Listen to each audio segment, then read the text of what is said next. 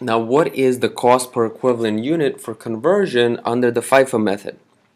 So same thing in terms of the overhead, right? We have the same overhead, 113,000, right? Now for FIFO, what's different here is we have to figure out the FIFO units for conversion. So for those, remember, in the beginning for conversion is only 10% done. So how much is it to complete now? So to complete it is 90%, right? How many units were started and completed? So this was 720 units. We said so. So that's going to be 100%.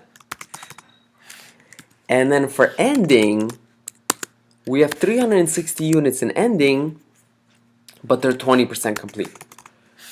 So remember from the PowerPoint that we studied in class, the idea with these units is that for FIFO, in the begin, if something in the beginning is 10% done, we take of how much it's going to take to complete it. So in the beginning here we have 240 units, right? But it's going to take another 90% of work. You know, think about what we're going to have to do. We have to put in labor, we have to put in overhead in order to complete these units. We're going to say it's really going to take 216 units because it was 10% complete. So 216 more equivalent unit work will have to be done.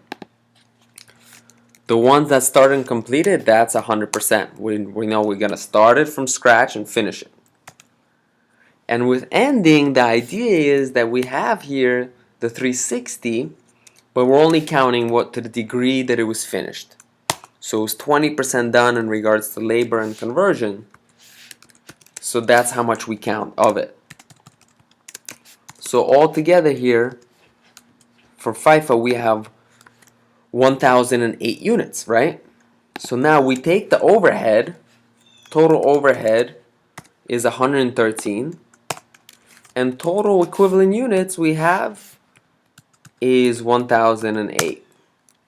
And we divide 113,000 by 10,008, get 112.10. So we have the answer here is going to be 112.10. And just to review, guys, in general, going back to the beginning problem, the key with this problem is to understand equivalent units, because you understand the costs and where the costs go. But the key is to figure out the equivalent units. And keep in mind that the key to this whole thing is understand how many we started and completed in the period. Because you know the 100% of the material units were done in the beginning. You know that 240 of the conversion units are only 10% done in the beginning.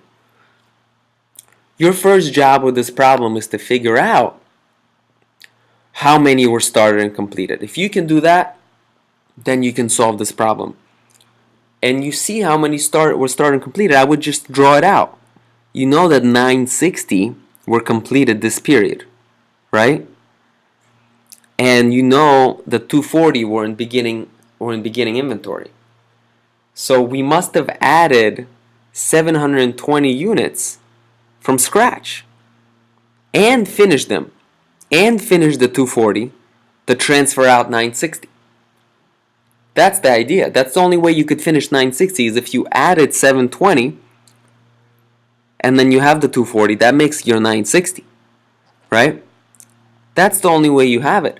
I mean, you added more units because you have 360 left, but you didn't finish them. Because look, the 360 at the very end is only 20% complete. I mean, it was started, but it's not finished yet. So when you do your study, I would focus on the flow of units.